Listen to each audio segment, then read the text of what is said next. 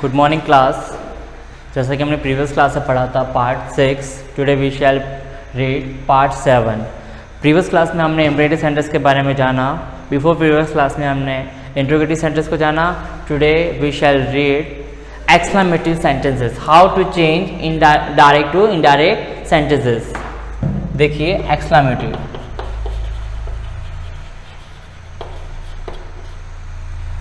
Exclamatory sentences.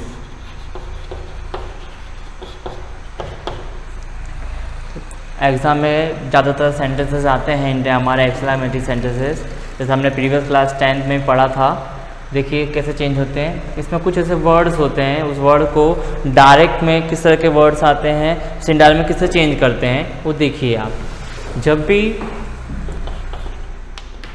मैं आपको table के ज़रिए समझाता हूँ। पेज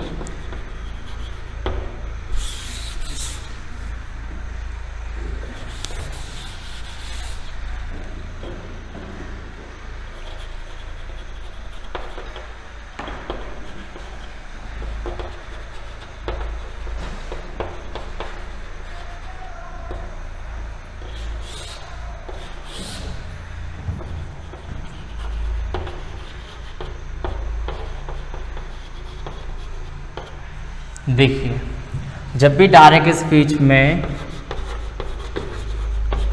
हुर्रे, इसे एक्सक्लेमेटरी मार्क कहते हैं। तो change into indirect, exclaim with Joy या डिलाइट। और इसमें जो कनेक्टिविटी वर्ड का यूज होता है वो दैट वर्ड का यूज होता है। किसका वर्ड होता है? दैट। नाउ नेक्स्ट देखिए एलासो, जब इसको चेंज करेंगे डायरेक्ट में तो एक्सक्लेम विद सॉरो ऑब्लिक में आपको वर्ड जैसे ग्रीव, कनेक्टिविटी दैट।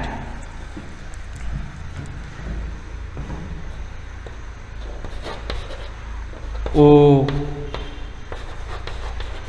वाओ, ये जैसे सब वर्ड्स होते हैं ना चेंज करते हैं, इसको क्या बनता है वो एक्सक्लेम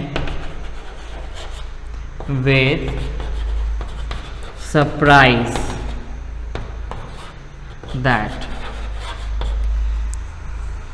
सरप्राइज वाले सेंटेंसेस ज़्यादातर हमारे जो स्टार्ट होते हैं व्हाट और हाउ, इन दो वर्ड से स्टार्ट होते हैं सेंटेंसेस। जिसे चेंज करने होते हैं, डायरेक्ट चेंज करते हैं तो हमेशा रिपोर्टिंग वर्ब जो होती है सैड टू, उस जगह एक्सक्लेम विद सरप्राइज और कनेक्टिविटी दैट का यूज होता है।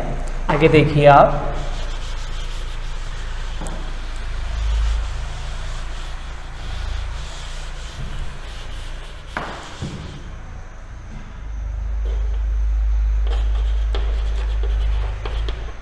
ये चेंज होता है एक्सक्लेम विद अप्रूवल दैट।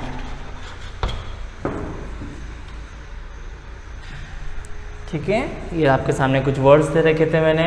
ये वाले सारे वर्ड्स डायरेक्ट स्पीड में यूज होते हैं। जब डायरेक्ट से हम इनडायरेक्ट में चेंज करते हैं तो हुर्रे का एक्सक्लेम विद जॉय या डिलाइट ऑब्लिक में लगा, जैसे आपको जैसे जॉय यूज़ करना चाहिए जॉय करो या डिलाइट। कनेक्टिविटी का ध्यान रखना, हमें इसमें दैट का यूज होता है। Second thing alas, exclaim with sorrow या तो फिर ग्रेव, कनेक्टिविटी दैट। फिर मैंने बताया ओ वाओ व्हाट हाउ से स्टार्ट होने वाले जो सेंटेंसेस होते हैं उसमें क्या यूज होता है एक्सक्लेम विद सरप्राइज दैट। और ऊपर मैंने लिखा है ब्रावो वर्ड है एक्सक्लेम विद अप्रूवल, इसका यूज होता है अप्रूवल के रूप में यूज होता है। ठीक है, फिर देखते हैं हम इस सेंटेंस किस तरह से चेंज होते हैं, कैसे बनाए जाते हैं। देखिए आप,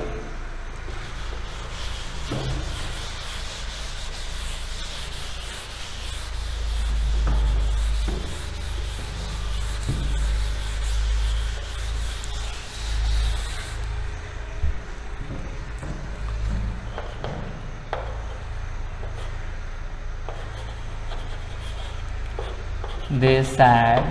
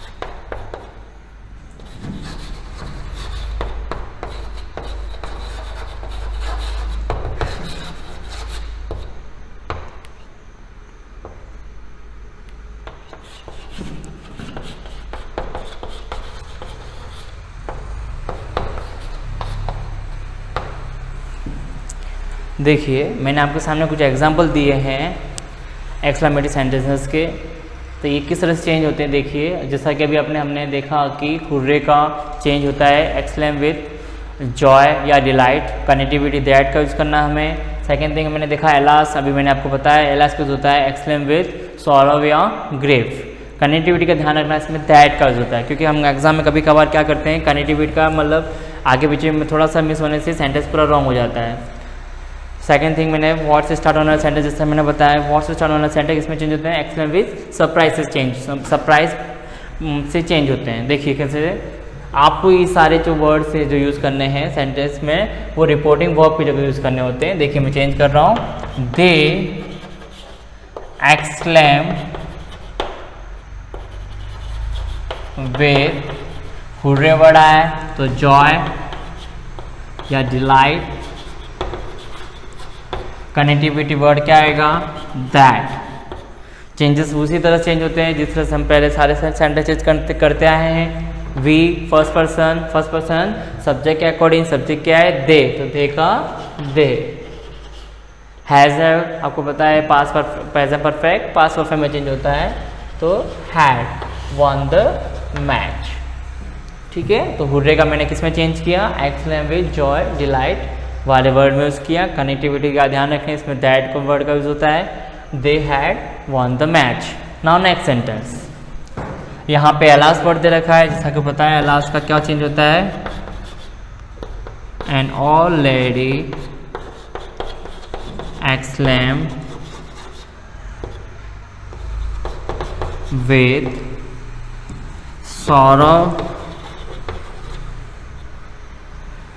या तो ग्रेव का यूज़ करें हम, फिर कनेक्टिविटी दैट आएगा।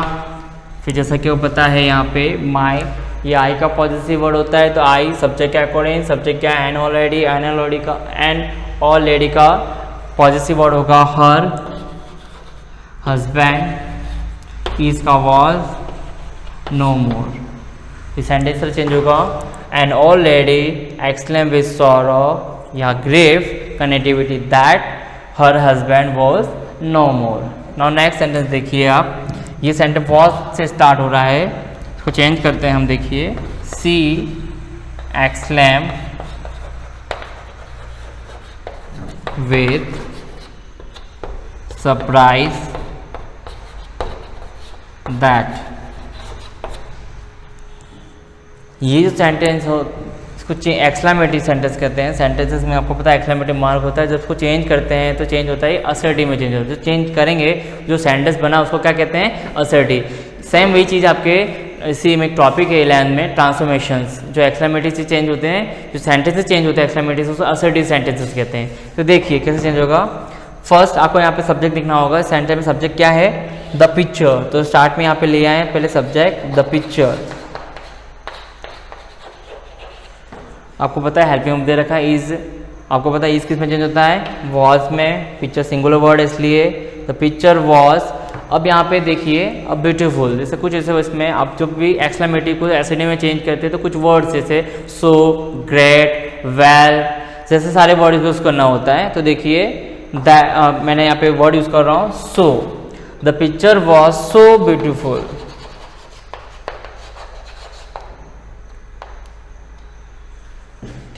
तो ये सेंटेंस इससे चेंज हुआ, जो इस सेंटेंस एक्सक्लेमेटरी से चेंज हुआ, ये जो सेंटेंस पूरा बना इसे कहते हैं असर्टिव सेंटेंसेस। देखिए जैसा कि मैंने बताया व्हाट और हाउ से स्टार्ट होने वाले सेंटेंस किसमें चेंज होते हैं सरप्राइज में चेंज होते हैं। तो she exclaim with surprise that the picture was so beautiful.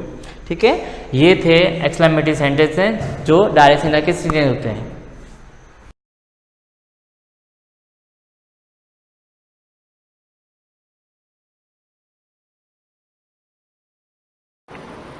Good morning students. Last class में हम पढ़ रहे थे जो हमारा चैप्टर है, जो थर्ड चैप्टर है हमारा, और वो थर्ड चैप्टर क्या है motion in a straight line. और motion in a straight line में हमने स्टार्ट किया था कि हम मोशन इन स्ट्रेट लाइन में क्या पढ़ेंगे, तो मोशन इन स्ट्रेट लाइन में हम मैकेनिक्स को पढ़ते हैं। किसको पढ़ते हैं मैकेनिक्स को। और मैकेनिक्स का मतलब क्या होता है नॉलेज ऑफ मोशन। ठीक है। तो मैकेनिक्स के अंदर हम क्या लेते हैं, तो मैकेनिक्स के अंदर हम ऑल अबाउट किसके बारे में पढ़ते हैं, मोशन के बारे में। किसके बारे में पढ़ते हैं, मोशन के बारे में, यानी मोशन के बारे में हम नॉलेज लेते हैं। अब जो मैकेनिक्स होते हैं उसको हमने 3 टाइप्स में डिवाइड किया था। एक स्टैटिक्स को, वो एक को बोला था स्टैटिक्स, एक है काइनेमेटिक्स और एक है डायनेमिक। तो स्टैटिक्स के अंदर हम क्या करते हैं और स्टैटिक्स के अंदर हम किसकी स्टडी करते हैं, ठीक है। तो स्टैटिक्स के अंदर उन कंडीशन की स्टडी करते हैं हम जब बॉडी कौन सी हो, एट रेस्ट। बॉडी कौन सी कंडीशन में हो, एट रेस्ट कंडीशन में हो, उस कंडीशन की हम स्टडी किसके अंदर करते हैं, स्टैटिक्स के अंदर करते हैं। काइनेमेटिक्स के अंदर हम जो स्टडी करते हैं वो किसकी स्टडी करते हैं, बॉडी एट मोशन। बॉडी कौन सी कंडीशन में हो, मोशन की कंडीशन में हो। तो जब बॉडी मोशन की कंडीशन में हो तो वहाँ पर हम रिलेशन फाइंड आउट करते हैं। क्या करते हैं, रिलेशन फाइंड आउट करते हैं। किन किन के बीच का, तो रिलेशन हम वेलोसिटी, एक्सेलरेशन, डिस्टेंस, टाइम, तो इन सभी क्वांटिटीज़ के बीच का रिलेशन हम किसके अंदर फाइंड करते हैं, तो काइनेमेटिक्स के अंदर फाइंड करते हैं। और काइनेमेटिक्स के अंदर बॉडी कौन सी होती है, एट मोशन, ठीक है। थर्ड है डायनेमिक। डायनेमिक के अंदर हम क्या पढ़ते हैं, तो डायनेमिक के अंदर हम पढ़ते हैं कॉज ऑफ मोशन। क्या पढ़ते हैं हम, कॉज ऑफ मोशन, ठीक है। तो स्टैटिक्स के अंदर एट रेस्ट बॉडी कौन सी कंडीशन में होती है, रेस्ट कंडीशन में होती है, तो उसके रिलेटेड सारी चीज़ें हम स्टैटिक्स के अंदर पढ़ते हैं। काइनेमेटिक्स के अंदर हम पढ़ते हैं जब बॉडी कौन सी होती है, एट मोशन होती है। जब और बॉडी मोशन में होती है तो वेलोसिटी, एक्सेलरेशन, डिस्टेंस, टाइम, इन सब के रिलेशन हम काइनेमेटिक्स के अंदर पढ़ते हैं। और डायनेमिक्स के अंदर हम पढ़ते हैं कॉज ऑफ मोशन, कि ये जो बॉडी मोशन कर रही है वो किसके कारण कर रही है। तो कॉज ऑफ मोशन, और कॉज ऑफ मोशन जो हम जानते हैं वो क्या होता है, फोर्स। क्या होता है, फोर्स। तो फोर्स के बारे में जो सारी चीज़ें हम पढ़ते हैं वो किसके अंदर पढ़ते हैं, हम डायनेमिक्स के अंदर पढ़ते हैं। किसके अंदर पढ़ते हैं, हम डायनेमिक्स के अंदर पढ़ते हैं। अब हमको सबसे पहले हमारा जो मोशन चैप्टर है, मोशन इन स्ट्रेट लाइन, इसको स्टार्ट करने से पहले हमको पढ़ना है rest and motion.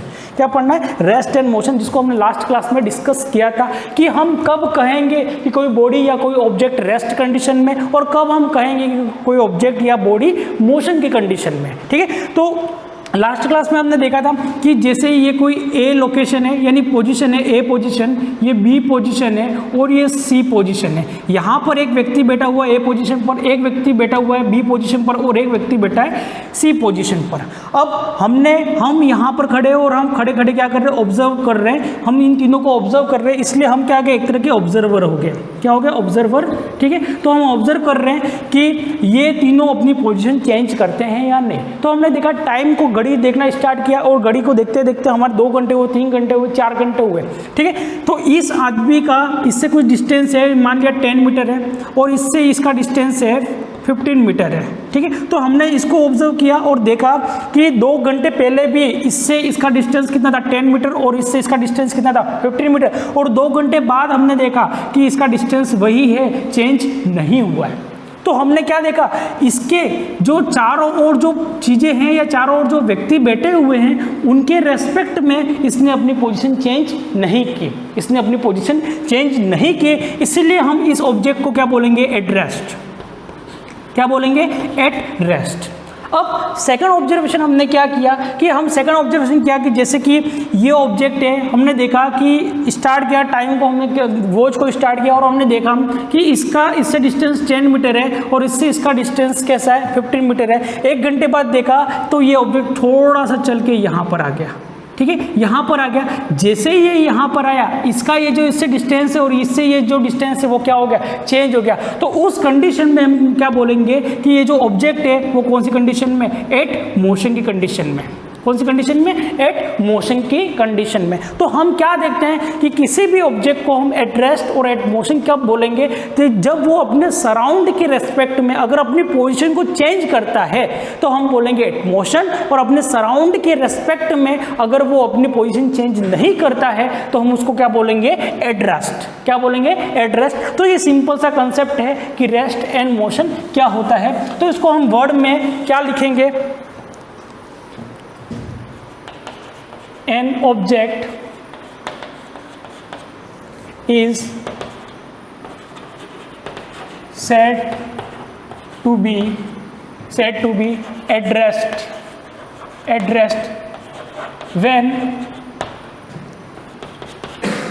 when it is not changing when it is not changing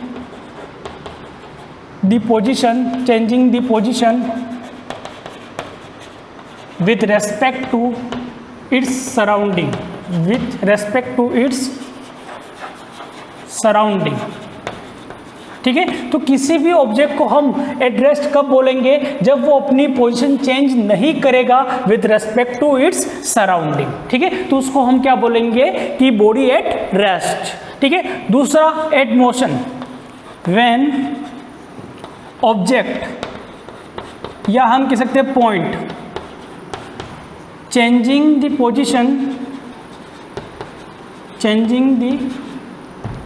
position with respect to its surrounding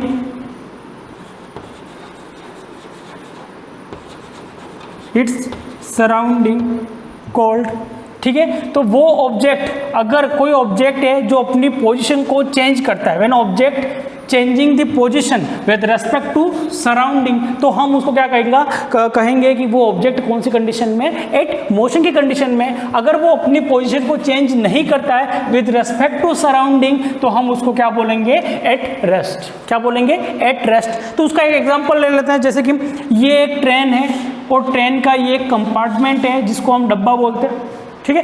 अब इस डब्बे में सीटें लगी हुई है, ये एक सीट लगी हुई है, ये एक सीट इसके सामने लगी हुई है, ये एक व्यक्ति यहाँ पर बैठा हुआ है और एक व्यक्ति यहाँ पर बैठा हुआ है, ठीक है। ट्रेन चल रही है, ट्रेन कौन सी कंडीशन में, एट मोशन की कंडीशन में। अब ये दोनों व्यक्ति एक दूसरे के सामने वाली सीट पर बैठे हुए, ये इसके सामने वाली सीट पर बैठा हुआ है और ये इसके सामने वाली सीट पर बैठा, यानी एक दूसरे के सामने दो व्यक्ति बैठे हुए। अब ट्रेन चल रही है, ट्रेन कौन सी कंडीशन में, एट मोशन की कंडीशन में। कौन सी, मोशन की कंडीशन में, v वेलोसिटी से ट्रेन चल रही है। अब हमने इस व्यक्ति को फोन लगाया और इस व्यक्ति को पूछा कि आपके सामने वाला आदमी कौन सी पोजीशन पर है, आपके सामने वाला आदमी अभी कौन सी कंडीशन में, सॉरी पोजीशन नहीं, कंडीशन, कौन सी कंडीशन में, यानी एट रेस्ट कंडीशन में है या एट मोशन की कंडीशन में है। तो इस आदमी ने हमको क्या बोला कि मेरे सामने वाला आदमी, जब से मैं 2, 3, 4 घंटे से हम दोनों साथ में ट्रैवल कर रहे हैं और वो आदमी अभी तक उठ के टॉयलेट करने भी नहीं गया, तो वो आदमी कौन सी कंडीशन में, एट रेस्ट कंडीशन में। तो इस आदमी ने हमें क्या बताया, इसके बारे में क्या इंफॉर्मेशन दी कि ये जो व्यक्ति मेरे सामने बैठा है वो कौन सी कंडीशन में, एट रेस्ट कंडीशन में, एट रेस्ट कंडीशन में, ठीक है। अब ये ट्रेन जिस प्लेटफॉर्म से निकली, उस प्लेटफॉर्म पे एक आदमी खड़ा था, उस आदमी को हमने फ़ोन लगाया तो उस आदमी ने हमको क्या कहा कि हमने पूछा भाई ये जो नाम था इसका, कोई भी नाम था, नाम लेके हमने पूछा कि वो व्यक्ति कौन सी कंडीशन में है अभी। तो उस प्लेटफॉर्म वाले व्यक्ति ने हमको कहा कि वो अभी कौन सी कंडीशन में, अभी ट्रेन में बैठ के गया, यानी वो अभी कौन सी कंडीशन में, एट मोशन की कंडीशन में। कौन सी कंडीशन में, एट मोशन की कंडीशन में। तो एक व्यक्ति जो इसके सामने बैठा है और एक व्यक्ति जो कहां पर है, प्लेटफॉर्म पे। अब एक ही व्यक्ति की दो कंडीशन है, एक ही व्यक्ति की दो कंडीशन है। तो अब इस व्यक्ति के सराउंड के रेस्पेक्ट में देखा जाए, इस व्यक्ति के सराउंड के रेस्पेक्ट में देखा जाए तो ये वो ऑब्जेक्ट कौन सी कंडीशन में है, ये व्यक्ति कौन सी कंडीशन में, रेस्ट कंडीशन में। पर प्लेटफॉर्म वाले व्यक्ति के अगर हिसाब से देखा जाए या इसके विद रेस्पेक्ट टू देखा जाए तो ये ऑब्जेक्ट कौन सी कंडीशन में था, तो अभी अभी ट्रेन में बैठ के गया, यानी इसके सामने से ट्रेन गुजरी तो ये व्यक्ति कौन सी कंडीशन में था, एक मोशन की कंडीशन में था। अब एक ही व्यक्ति रेस्ट में भी हो सकता है और मोशन में भी हो सकता है। कंडीशन क्या होनी चाहिए, इट्स सराउंडिंग, यानी इसके सराउंडिंग के रेस्पेक्ट में उसकी कंडीशन क्या है। अगर मोशन है तो हम बोलेंगे एट मोशन, अगर रेस्ट है तो हम क्या बोलेंगे, एट रेस्ट, ठीक है। तो आई होप आप रेस्ट एंड मोशन को समझ गए होंगे, ठीक है। अब हम जानते हैं कि दुनिया में कोई भी चीज या कोई भी ऑब्जेक्ट या कोई भी, जैसे हम है, कोई भी चीज इस दुनिया में एट रेस्ट नहीं होती है, एट रेस्ट नहीं होती है। क्यों नहीं होती है, क्योंकि हम जानते हैं कि ये पूरा यूनिवर्स जो है हमारा, वो पूरा यूनिवर्स मोशन कर रहा है। अब कैसे मोशन कर रहा है, तो जैसे एग्जांपल हम अर्थ के ऊपर है, अभी मैं खड़ा हूँ, आपके लिए मैं क्या हूँ, एट रेस्ट। आपने मुझे कैसे बताया कि मैं एट रेस्ट हूँ, तो आपने मेरी सराउंडिंग को देखा। जैसे मेरे पीछे ग्रीन बोर्ड है, तो ग्रीन बोर्ड के रेस्पेक्ट में मैं ना, मेरी पोजीशन चेंज हो रही है क्या, नहीं हो रही है, तो मैं कौन सी कंडीशन में, रेस्ट कंडीशन में। पर अगर कोई सन के पास कोई आदमी खड़ा है, कहाँ पर खड़ा है, वर्ड को ध्यान से सुनना, कि आपने क्या देखा कि मेरे सराउंड की रेस्पेक्ट में अगर देखा और क्या स्टेटमेंट दिया कि सर कौन सी कंडीशन में, एट रेस्ट कंडीशन में, क्योंकि आपने देखा कि जो पीछे ग्रीन बोर्ड लगा हुआ है, ग्रीन बोर्ड के रेस्पेक्ट में मैंने अपनी पोजीशन चेंज नहीं की है, तो मैं आपके लिए मैं कौन सी कंडीशन में, एट रेस्ट कंडीशन में। अब कोई व्यक्ति है जो मून के पास खड़ा है या सन के पास खड़ा है, तो उस व्यक्ति के रेस्पेक्ट में या वो जो व्यक्ति है वो मुझे कौन सी कंडीशन में बताएगा, तो वो व्यक्ति जो मुझे इन्फॉर्म करेगा वो कहेगा कि आप कौन सी कंडीशन में हो, एट मोशन की कंडीशन में हो। क्या कौन सी कंडीशन में, एट मोशन की कंडीशन में, क्योंकि उसके लिए, उस व्यक्ति के लिए अर्थ घूम रही है, उस व्यक्ति के लिए अर्थ घूम रही है। और अगर अर्थ घूम रही है तो अर्थ के ऊपर अगर हम खड़े हैं तो अर्थ के साथ साथ हम भी क्या कर रहे हैं, मोशन कर रहे हैं। तो जो व्यक्ति वहां पर खड़ा है सन के पास, उसके लिए मैं कौन सी कंडीशन में, मोशन की कंडीशन में हूं, और मैं आपके लिए कौन सी कंडीशन में हूं, एट रेस्ट कंडीशन में हूं। ठीक है, तो इस दुनिया में, इस यूनिवर्स में हर चीज क्या करती है, मोशन करती है। किसी, हाँ ये हो सकता है कि वो अपने सराउंड के रेस्पेक्ट में एट रेस्ट अपने सराउंड के रेस्पेक्ट में वो रेस्ट में हो सकता है, पर वो ऑब्जेक्ट कौन सी कंडीशन में होता है, एट मोशन की कंडीशन में होता है। ठीक है, जैसे कि आप मून पे खड़े हो, ठीक है, अब मून पे खड़े हो या फिर सपोज ये सन है, ये सन है, सॉरी ये अर्थ मान लिया, और ये सन है। अब अर्थ हमारे सन के चारों ओर ऐसे घूम रही है, इस पाथ में घूम रही है। ठीक है, अब ये अर्थ है हमारी और ये घूम रही है सन के चारों ओर, ये सन है। अब हमारी जो अर्थ है वो टू टाइप्स के मोशन करती है, एक तो अपनी एक्सिस पर घूमती है, और एक्सिस पर घूमने में वो जो समय लगता है उसको वो 24 आवर लगते हैं अपनी एक्सिस पर एक चक्कर कंप्लीट लगाने में, और सन के चारों ओर घूमने में इसको कितना समय लगता है, तो हम जानते हैं 365 एंड 1/4 डेज। ठीक है, इतना टाइम लगता है कब, सन के चारों ओर चक्कर लगाने में। ठीक है, तो हमने देखा कि ये सन है और ये अर्थ है। अब अर्थ का जो पोर्शन सन के सामने, वहां पर क्या होगा, डे होगा, और जो पीछे वाला जो पोर्शन है वहां पर क्या होगी, नाइट होगी। ठीक है, अब अर्थ अपनी एक्सिस पर ऐसे रोटेट कर रही है। अगर यहाँ पर एक्सिस अर्थ के ऊपर कोई व्यक्ति है, जैसे कि यहाँ पर कोई ये व्यक्ति है, ठीक है, तो अर्थ अपनी एक्सिस पर, ये सन है और ये रोटेट कर रहा है। ठीक है, तो यहाँ पर सन के रेफरेंस में, फ्रेम ऑफ रेफरेंस में देखेंगे तो ये ऑब्जेक्ट क्या कर रहा है, मोशन कर रहा है। क्या कर रहा है, मोशन कर रहा है, पर इस ऑब्जेक्ट को लग रहा है ये मोशन कर रहा है क्योंकि ये तो खड़ा है। ठीक है, पर अगर हम सन के पास जाके देखेंगे, सन के रेफरेंस में देखेंगे, तो ये ऑब्जेक्ट क्या कर रहा है, मोशन कर रहा है, क्योंकि अभी तो ये ऑब्जेक्ट सन के बिल्कुल सामने था, और हमने 4 घंटे बाद या 12 घंटे बाद हमने देखा तो ये ऑब्जेक्ट ऐसे मुड़ गया। ठीक है, तो ये ऑब्जेक्ट कौन सी कंडीशन में था, एट मोशन में है। तो an object is said to be at rest when it's not changing the position with respect to its surrounding. ठीक है, अगर कोई व्यक्ति अपने सराउंड के रेस्पेक्ट में अपनी पोजीशन चेंज नहीं करता है तो हम उसको क्या बोलेंगे, तो हम उसको बोलेंगे रेस्ट। अगर वो पोजीशन को चेंज करता है तो उसको हम क्या बोलेंगे, मोशन। क्या बोलेंगे, मोशन। अब नेक्स्ट टॉपिक जो हमको समझना है, नेक्स्ट पॉइंट जो हमको समझना है वो क्या है, फ्रेम ऑफ रेफरेंस। क्या समझना है हमको, फ्रेम ऑफ रेफरेंस।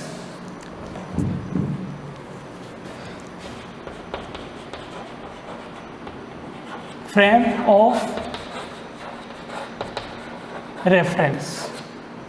ठीक है, अब ये फ्रेम ऑफ रेफरेंस क्या होता है। ठीक है, तो फ्रेम ऑफ रेफरेंस एक तरह का सिस्टम है। क्या है, एक तरह का सिस्टम है, और इस सिस्टम की हेल्प से हम किसी भी ऑब्जेक्ट की पोजीशन और किसी भी ऑब्जेक्ट का मोशन को मेजर कर सकते हैं। ठीक है, अगर कोई ऑब्जेक्ट है, यहाँ पर सपोज कोई ऑब्जेक्ट है, अगर वो ऑब्जेक्ट क्या करता है, अपनी पोजीशन चेंज करेगा कि यहाँ से यहाँ आ गया। ठीक है, तो पोजीशन चेंज करेगा, या कोई ऑब्जेक्ट मोशन कर रहा है तो उसको हम किससे मेजर करेंगे, तो उसको हम मेजर करेंगे फ्रेम ऑफ रेफरेंस से। ठीक है, तो फ्रेम ऑफ रेफरेंस क्या है, तो फ्रेम ऑफ रेफरेंस क्या है, एक तरह का सिस्टम है। ठीक है, frame of reference, frame of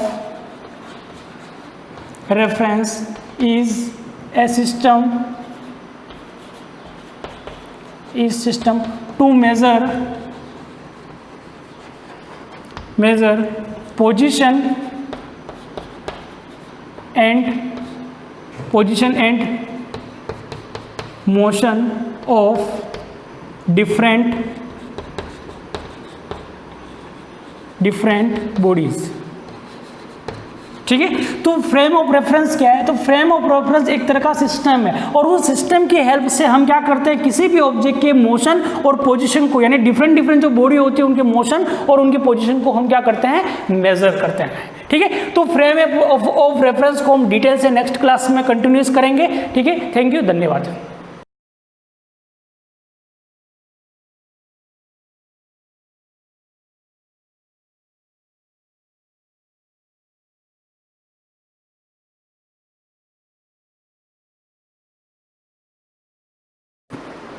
good morning everyone.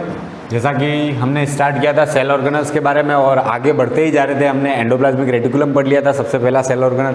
उससे पहले हमने साइटोप्लाज्म के बारे में डिस्कस की थी, लेकिन सेल ऑर्गेनल की बात करें तो हमने एंडोप्लाज्मिक रेटिकुलम पढ़ लिया था।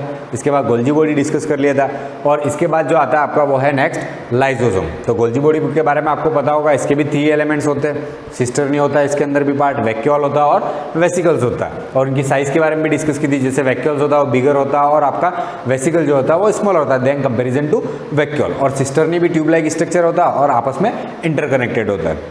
इसके बाद जो मेन इंपॉर्टेंट बात हो जाती है वो उसके 2 फेस की बात हो जाती है। एक था मैच्योरेशन फेस, और जिसको हम क्या कहते हैं, ट्रांसफेस भी कहते हैं। और वो फेस किस तरह प्रेजेंट होता है, आपके कॉन्केव साइड प्रेजेंट होता है, और कॉन्केव साइड किस तरफ होती है, टुवर्ड्स प्लाज्मा मेम्ब्रेन, क्योंकि पोलरिटी होती है, ये भी बात की थी हमने। और जो आपका कॉन्वेक्स साइड होता है उसको हमने क्या कहा था, फॉर्मेटिव फेस या ट्रांसफेस कहा था। और किसकी तरफ होती है, वो न्यूक्लियर मेम्ब्रेन की तरफ होती है। और फॉर्मेटिव क्यों कहते हैं, क्योंकि जो भी फॉर्मेशन होता है न्यूक्लियस से या फिर एंडोप्लाज्मिक रेटिकुलम से, उसका कलेक्शन कहाँ पे होता है, फॉर्मेटिव साइज पे होता है, और वहीं से वो फिर मॉडिफाई होकर फिर आगे की तरफ बढ़ता है। और आगे की तरफ कहाँ जाता है वो आज हम देख लेंगे, और फिर GARL सिस्टम के बारे में भी डिस्कस करेंगे। तो आज का जो हमारा टॉपिक है वो है लाइसोसोम। तो आज का जो टॉपिक है वो कौन सा है, मतलब थर्ड जो आपका सेल ऑर्गेनल हम पढ़ने वाले हैं वो कौन सा है आपका, लाइसोसोम। नाम भी सुना होगा, लाइसोसोम। अब ये जो लाइसोसोम होता है इसको हम बेसिकली क्या कहते हैं, नॉर्मली हम इसको सुसाइडल बैग्स भी कहते हैं, या फिर इसको एटम बॉम्ब भी कहा जाता है। सेल के अंदर ऐसा पार्टिकल, मतलब जो आपका सेल ऑर्गेनल, जिसको क्या कहते हैं, सुसाइडल बैग्स भी कहते हैं। पर इसको सुसाइडल बैग्स क्यों कहते हैं, सबसे पहले वो भी डिस्कस करेंगे हम कि भाई इसको सुसाइडल बैग्स क्यों कहा जाता है। तो हम जनरली कह देते हैं इसके अंदर हाइड्रोलाइटिक एंजाइम्स होते हैं। पर हाइड्रोलाइटिक एंजाइम्स काम कैसे करते हैं, ये कितने टाइप्स के होते हैं, और कौन कौन से, मतलब लाइसोसोम्स के कितने टाइप होते हैं, उसके बारे में भी हम डिस्कस करेंगे। सबसे पहले देख लेते हैं लाइसोसोम्स के बारे में कि इसकी डिस्कवरी किसने की थी। तो डिस्कवर्ड बाय या ऑब्जर्व्ड बाय क्रिश्चियन डी डुवे। तो आपको ध्यान रखना है, डिस्कवर्ड बाय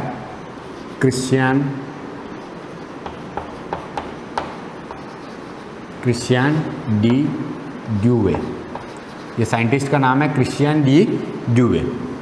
तो आपको ध्यान रखना है कि इसकी डिस्कवरी किसने की थी, क्रिश्चियन डी डुवे ने। और कहाँ पे की थी, तो इन लिवर सेल्स। कहाँ पे इसको डिस्कवर किया था, तो इन लिवर सेल्स के अंदर इसको डिस्कवर किया था, किसको, लाइसोसोम्स को। इसके बाद ये किसके अंदर पाया जाता है, तो found in all eukaryotic cells, क्योंकि आपको बताया था कि सेल ऑर्गेनल्स जो होते हैं वो किसके अंदर होते हैं, प्रोकैरियोटिक के अंदर तो एब्सेंट होते हैं, यूकैरियोटिक सेल्स के अंदर प्रेजेंट होते हैं। तो अपन सीधा ही लिखेंगे found in all eukaryotic cells, found in all eukaryotic cells. ये तो जनरल पॉइंट है आपका। जितनी भी यूकैरियोटिक सेल्स है उन सब के अंदर क्या होता है, आपका लाइसोसोम पाया जाता है। ये तो जनरल बात होगी, लेकिन किन के अंदर नहीं पाया जाता, क्वेश्चन तो वहीं से बनता है कि भाई है तो यूकैरियोटिक सेल्स, इसके बाद भी इसके अंदर लाइसोसोम नहीं है, ऐसी सेल्स कौन सी होती है। तो आपको ध्यान रखना, वही मेन इंपॉर्टेंट हो जाता है, क्योंकि हमको पता है कि सारी जितनी भी यूकैरियोटिक सेल है उनके अंदर सेल ऑर्गेनल तो प्रेजेंट होंगे, सिर्फ प्रोकैरियोटिक के अंदर नहीं होते। लेकिन यहाँ पे ध्यान रखना है कि यूकैरियोटिक सेल होते हुए भी किसके अंदर नहीं पाया जाता है। तो found in all eukaryotic cells, ये तो समझ में आ गई, सबके अंदर पाया जाता है, लेकिन किसके अंदर नहीं होता है, एक्सेप्ट, यानी अपवाद जिसको कहते हैं हम, जिनके अंदर नहीं पाया जाता। तो एक तो हो जाएगा आपका मैच्योर, ये सबके अंदर आता है, मैच्योर ममेलियन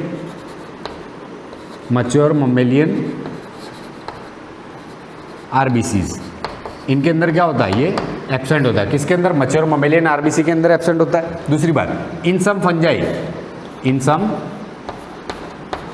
फंजाई, कुछ ऐसी फंजाई होती है जिनके अंदर भी क्या होता है, ये एब्सेंट होता है। कौन कौन सी फंजाई है ऐसी जिनके अंदर गोल्जी बॉडी नहीं पाया जाता है, जबकि है यूकैरियोटिक सेल्स लेकिन इनके अंदर पाया नहीं जाता। तो वो है आपके, एक तो यीस्ट, और दूसरी है आपके न्यूरोस्पोरा।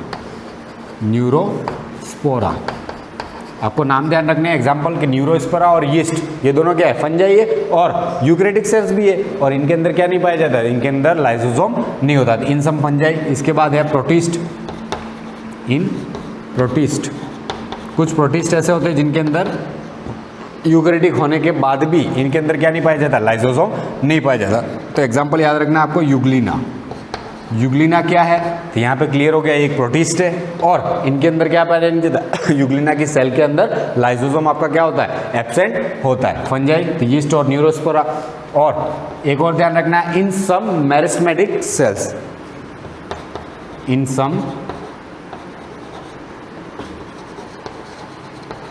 मेरिस्टेमेटिक, इन सम मेरिस्टेमेटिक सेल्स, मतलब कुछ मेरिस्टेमेटिक सेल्स होती है उनके अंदर भी ये क्या होता है, एब्सेंट होता है। लेकिन हमने क्या लिखा है, इन सम, मतलब कुछ ही ऐसी मेरिस्टेमेटिक सेल्स है। मेरिस्टेमेटिक सेल्स कहाँ पे प्रेजेंट होती है, तो आपको पता हो ये रेगुलर डिवाइड होने वाली सेल्स होती है और आपके प्लांट के रूट कैप वाला जो पार्ट होता है उसके जस्ट अबव प्रेजेंट होती है, जो रेगुलरली डिवाइड होती है। मतलब अकेली रूट कैप नहीं, आपके जितने भी एपिकल वाले पार्ट है प्लांट के अंदर उनके अंदर भी ये प्रेजेंट होती है, और ये क्या होती है, लाइफ टाइम डिवाइड होती रहती है मेरिस्टेमेटिक सेल्स। तो आपको ये भी पता होना चाहिए कि आपके जो लाइसोसोम है वो यूकैरियोटिक सेल्स के अंदर तो पाया जाता है, लेकिन बहुत सारी यूकैरियोटिक सेल्स ऐसी है जिनके अंदर ये एब्सेंट होता है। वो कौन सी है, वो इंपॉर्टेंट हो जाती है। एक तो है आपके मैच्योर ममेलियन आरबीसी, इन सम फंजाई। कौन कौन सी फंजाई है, तो आपको ध्यान रखना, एक तो यीस्ट और दूसरा है न्यूरोस्पोरा।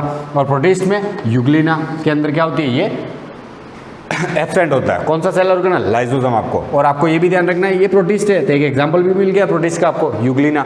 इसके बाद इन सम मेरिस्टेमेटिक सेल्स, मतलब प्लांट सेल जो होती है उनके अंदर मेरिस्टेमेटिक सेल्स होती है, मतलब प्लांट के अंदर ही पाई जाती है मेरिस्टेमेटिक सेल्स, तो आपको ये पता होना चाहिए। इसके बाद आ जाता है आपका नंबर, तो number of lysosome, number of lysosome, number of lysosome. अब इसके नंबर जो होते हैं वो डिपेंड करते हैं on the activity of cells. किसके ऊपर डिपेंड करते हैं, number of lysosomes depends on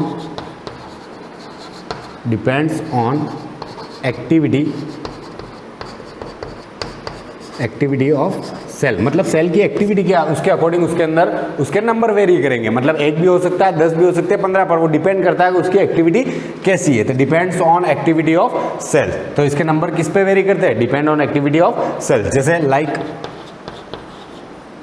more in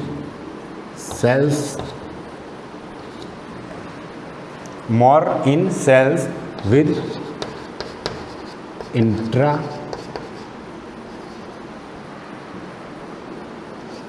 intracellular digestion.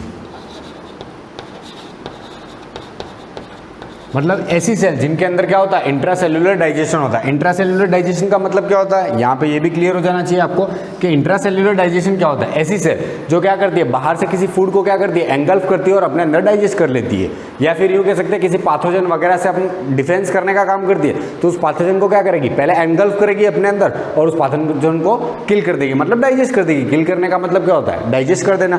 तो ऐसी सेल्स जो होती है उनके अंदर इसके नंबर्स क्या होते हैं, ज़्यादा होते हैं। यानी नंबर ऑफ लाइसोसोम अपन यूँ नहीं कह सकते एक ही होता है, 2 ही होते हैं, वो डिपेंड करता है उसकी एक्टिविटी पे। तो मोर in cells with intracellular digestion, मतलब जिनके अंदर इंट्रासेल्यूलर डाइजेशन होता है उनके अंदर ये बहुत ही ज़्यादा होते हैं। जैसे एग्जांपल ले लें अपन इंट्रासेल्यूलर डाइजेशन वाली, तो आपकी एक तो हो जाएगी WBC, वाइट ब्लड सेल्स। कौन कौन सी हो जाएगी, एक तो आपके WBC हो जाएगी,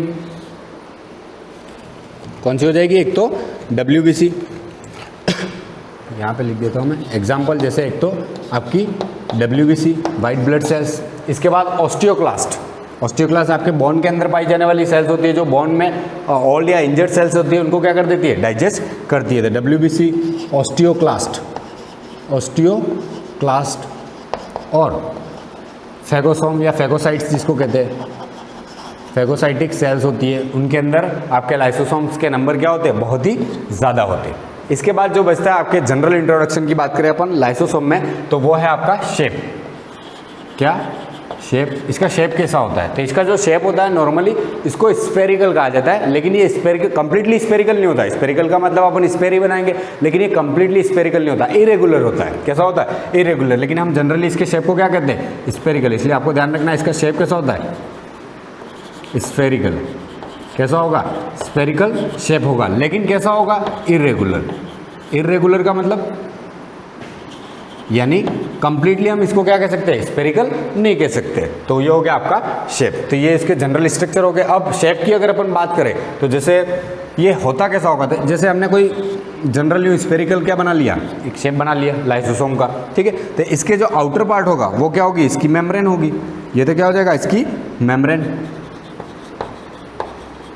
सेल्फ लाइसोसोम की क्या हो जाएगी, ये तो मेम्ब्रेन हो जाएगी। और इसके अंदर क्या प्रेजेंट होगा, मैट्रिक्स प्रेजेंट होगा। क्या प्रेजेंट होगा, मैट्रिक्स। मतलब आउटर मेम्ब्रेन होगी इसकी, और इसके इनसाइड क्या प्रेजेंट होता है, मैट्रिक्स प्रेजेंट होता है। और इसी मैट्रिक्स जो होता है वो क्या होता है, उसके अंदर होता है हाइड्रोलाइटिक एंजाइम्स। तो ये हो जाएगा आपका लाइसोसोम। तो एक बार जनरल जो भी आपके कैरेक्टरिस्टिक्स को मैं एक बार रिकॉल करता हूँ, फिर आगे बढ़ेंगे हम।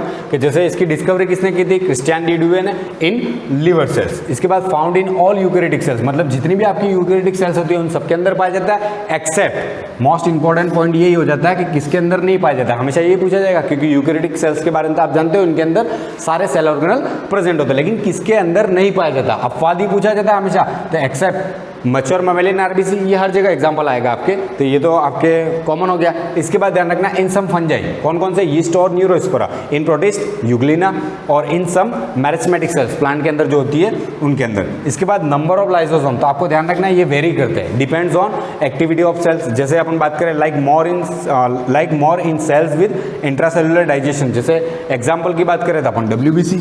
इसके बाद ऑस्टियोक्लास्ट और फेगोसाइट्स, इनके अंदर क्या होती है, ये बहुत ही ज़्यादा होते हैं। इसके बाद शेप की बात करें तो इसका शेप कैसा होता है, इरेगुलर होता है, इरेगुलर स्पेरिकल। आपको ये ध्यान रखना है, स्पेरिकल कंप्लीट स्पेरिकल नहीं कह सकते, पर एक जनरली अपन इसको स्पेरिकल ही कहते हैं, लेकिन ये कैसा होता है, इरेगुलर होता है। और इसके डायग्राम की बात करें, मतलब इसके स्ट्रक्चर की बात करें, तो आपको ऐसा कोई स्ट्रक्चर नहीं मिलेगा जैसा हमने एंडोप्लाज्मिक रेटिकुलम का पढ़ा, गोल्जी बॉडी का पढ़ा। तो ये स्पेरिकल हो गया, एक स्पेयर बॉल लाइक। और इसके आउटर जो पार्ट होगा उसको क्या होगी, खुद की मेम्ब्रेन होगी सेल्फ, और उसके अंदर क्या प्रेजेंट होगा, मैट्रिक्स प्रेजेंट होगा। और ये क्या हो गया आपका लाइसोसोम, और इसी के अंदर हाइड्रोलाइटिक एंजाइम्स होते हैं। तो अगर आगे बढ़ते हम यहाँ तक तो आपको समझ में आ गया होगा। इसके बाद अगर अपन बात करें तो अकॉर्डिंग टू मैट्रिक्स, मतलब मैट्रिक्स के बेसिस पे आपके जो लाइसोसोम होते हैं वो कितने टाइप्स के होते हैं, 4 टाइप्स के। आपने लाइसोसोम आज तक पढ़ा होगा, इसके सुसाइडल बैग्स के बारे में भी पढ़ा होगा, आत्मघाती थैली हिंदी में जिसको कहते हैं हम। तो इनके बारे में आपने डिस्कस भी की होगी, आपको पता भी होगा, लेकिन कभी टाइप्स नहीं पढ़े होंगे आपने। लेकिन आज टाइप्स के बारे में भी देख लेते हैं। आज आपका टाइम आ गया है कि आप टाइप्स के बारे में भी पढ़ लो। तो इसके 4 टाइप्स होते हैं मेनली, कितने, 4 types.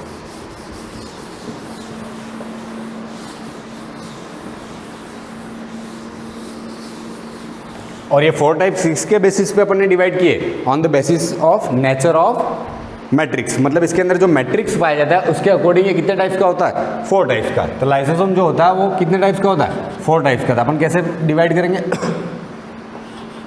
On the basis of nature of matrix जो इसके अंदर प्रेजेंट होता है। मैट्रिक्स कहाँ होता है वो मैंने आपको बता दिया है। तो on the basis of nature of matrix lysosome are 4 types. कितने टाइप्स का होता है ये, 4 टाइप्स का होता है। कितने टाइप्स का होता है, 4 टाइप्स का। कौन कौन से टाइप्स है उनके बारे में डिस्कस कर लेते हैं। तो पहला है आपका first type, primary lysosome. Primary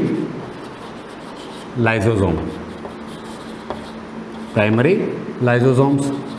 और प्राइमरी लाइसोसोम की अगर अपन बात करें तो ये प्राइमरी लाइसोसोम को प्राइमरी क्यों कहते हैं, तो उसका रीजन ये होता है कि इसके अंदर जो हाइड्रोलाइटिक एंजाइम्स, सबसे पहली बात लाइसोसोम जो होता है उसके अंदर क्या होता है, हाइड्रोलाइटिक एंजाइम्स होते हैं। तो इनके अंदर जो हाइड्रोलाइटिक एंजाइम्स होंगे वो किस फॉर्म में होंगे, इनएक्टिव फॉर्म में, इसलिए इसको हम क्या कहेंगे, प्राइमरी लाइसोसोम कहेंगे। और ये एक टाइप हो जाएगा। तो इनएक्टिव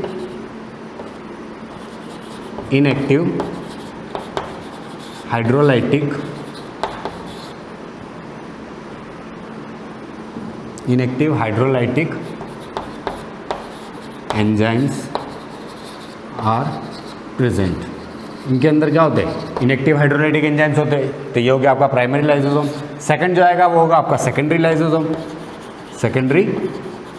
लाइसोसोम। ये पूरा लिख लेना आप, सेकेंडरी लाइसोसोम हो जाएगा ये आपका।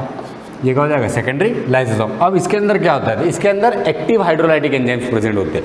इसके अंदर हो गए इनएक्टिव, तो इसके अंदर क्या प्रेजेंट होंगे, एक्टिव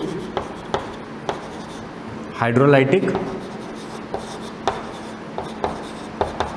एंजाइम्स। तो इसके अंदर कौन से एंजाइम्स प्रेजेंट होंगे? एक्टिव हाइड्रोलाइटिक एंजाइम्स इसके अंदर क्या होते हैं? प्रेजेंट होते हैं। इसके बाद थर्ड जो आ जाएगा वो है आपका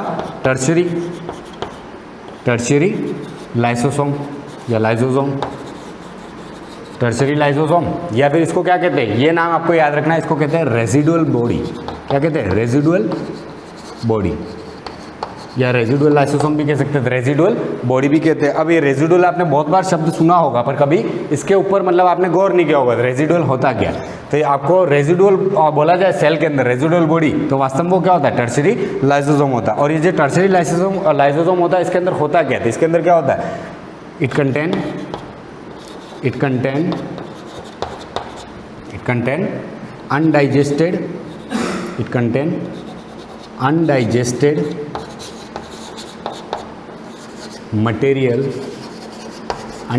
मटेरियल इन इट। इसके अंदर क्या होता है? अनडाइजेस्टेड मटेरियल होता है, इसलिए इसको क्या कहते हैं अपन? टर्शियरी लाइसोसोम कहते हैं या रेसिडुअल बॉडी भी कहा जाता है। तो आपको ध्यान रखना है प्राइमरी को प्राइमरी क्यों कहते हैं? क्योंकि इसके अंदर क्या होते हैं? इनएक्टिव हाइड्रोलाइटिक एंजाइम होते हैं। सेकेंडरी को कहा जाता है कि इसके अंदर एक्टिव हाइड्रोलाइटिक एंजाइम्स होते हैं। और टर्शियरी को रेसिडुअल बॉडी भी कहते हैं। और होता क्या है इसके अंदर? तो इसके अंदर अनडाइजेस्टेड मटेरियल होता है। अनडाइजेस्टेड मटेरियल मतलब जो खाना आपने खाया, खाने के बाद उसके अंदर जो भी डाइजेस्ट हो सकता था ब्रेक डाउन हुआ, और डाइजेस्ट होने के बाद आपकी बॉडी क्या करती है? उसको एब्जॉर्ब कर लेती है। और एब्जॉर्ब करने में हेल्प कौन कर रहा है? टिश्यू, ऑर्गन है आपके टिश्यू, एंड टिश्यू के बाद सेल ही आते हैं, तो सेल की बात कर रहे हैं अपन, ठीक है। तो उसमें क्या हो जाएगा? वो सारा डाइजेस्ट हो जाएगा और सेल के अंदर क्या हो जाएगा? उसको मतलब एब्जॉर्ब कर लिया जाएगा। लेकिन कुछ कंपोनेंट ऐसे होते हैं जो क्या होते हैं? अनडाइजेस्टेड होते हैं, मतलब वो आपकी बॉडी के अंदर डाइजेस्ट होते नहीं है। तो वो अनडाइजेस्टेड मटेरियल क्या होता है? जिस पैकेट्स के अंदर पड़ा जाएगा उसको हम क्या कहेंगे? टर्शियरी लाइसोसोम या रेजिडुअल बॉडी कहा जाता है। और लास्ट इंपॉर्टेंट जो होता है वो आपका है फोर्थ, जिसको हम क्या कहते हैं? ऑटोफेगोसोम। क्या कहते हैं? ऑटोफेगोसोम, इसको कहा जाता है ऑटोफेगोसोम या ऑटोलाइसिस भी कहते हैं इसको। तो इसको कहेंगे ऑटोफेगोसोम या ऑटोलाइसोसोम, जिसको ऑटोलाइसोसोम भी कहते हैं। ऑटोलाइसिस का काम करता है इसलिए इसको ऑटोलाइसोसोम भी कहते हैं। तो ऑटोफेगोसोम या ऑटोलाइसोसोम जो होता है वो क्या करता है? तो ये क्या करता है? मोस्ट इंपॉर्टेंट पार्ट है आपका, इसको ध्यान रखना है, क्योंकि प्राइमरी सेकेंडरी टर्शियरी तो आपके बैक टू बैक चलेंगे तो आपको याद भी हो जाएंगे, लेकिन इसको याद रखना जरूरी है। तो आपका जो ऑटोफेगोसोम होता है या ऑटोलाइसोसोम जो होता है वो क्या करता है? तो ये क्या करेगा? आपके जो इंजर्ड और ओल्ड पार्ट होते हैं आपके सेल के, उसको डाइजेस्ट करने का काम करता है। तो ये क्या करता है? डाइजेस्ट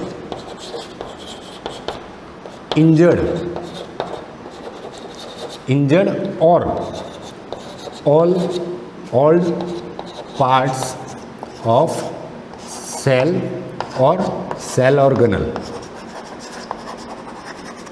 तो आपके जो सेल ऑर्गेनल होता है उसके जो ओल्ड पार्ट है या इंजर्ड पार्ट है उनको क्या करता है? डाइजेस्ट करने का काम करता है। उसको हम क्या कहेंगे? ऑटोफेगोसोम या ऑटोलाइसोसोम कहते हैं। और ये सेल के किसी भी पार्ट को, खुद सेल को भी डाइजेस्ट कर सकता है, और आपके जो सेल ऑर्गेनल होते हैं जैसे माइटोकॉन्ड्रिया, यूँ समझ लीजिए वो इंजर्ड है या फिर काम नहीं कर सकता है, तो उसको डाइजेस्ट करना ही पड़ेगा, उसको खत्म करना पड़ेगा वहाँ से। तो वो खत्म करने का काम कौन करेगा? ऑटोफेगोसोम करता है या ऑटोलाइसोसोम करता है। इसलिए इस ऑटोफेगोसोम या ऑटोलाइसोसोम के टाइप्स के कारण ही इसको क्या कहते हैं? सुसाइडल बैग्स भी कहते हैं। इसको क्या कहा जाता है? अमन लाइसोसोम को क्या कहते हैं? जनरली सुसाइडल बैग्स भी कहते हैं। तो और बाकी बचा हुआ जो इससे रिलेटेड है, जैसे इसके अंदर प्रेजेंट एंजाइम्स है और इसका मैकेनिज्म कैसा है काम करने का, और इसके जो फंक्शन है वो हम नेक्स्ट वीडियो में डिस्कस करेंगे। Thank you.